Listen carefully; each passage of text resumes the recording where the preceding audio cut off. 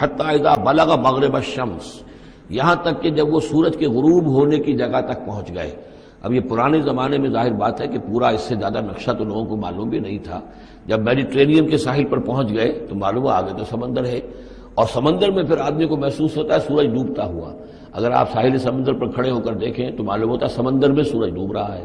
تو یہ گویا کہ مغرب الشمس بن گیا ان کے لیے، وہ یہ سورج کے ڈوبنے کی جگہ۔ حتیٰ اذا بلغ مغرب الشمس، جب وہ پہنچ گئے سورج کے غروب ہونے کی جگہ، وجدہا تغرب فی عین حمیۃ، تو انہوں نے دیکھا اسے ڈوبتے ہوئے، وہ ڈوب رہا ہے ایک بڑے گدلے سے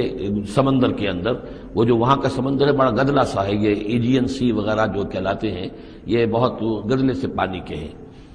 ووجد عندہا قوما، اور وہاں انہوں نے ایک قوم کو پایا مراد یہ کہ اس قوم پر انہیں فتح ہوئی، جنگ ہوئی، انہوں نے ان کو شکست دی، اور وہ قوم گویا کہ اب ان کے رحم و کرم پر ان کی گویا کہ وہ محکوم ہو گئی۔ قلنا یا ذوالقرنین، ہم نے کہا ذوالقرنین سے، اب یا تو یہ کہ یہ شاید نبی ہوں، واللہ عالم،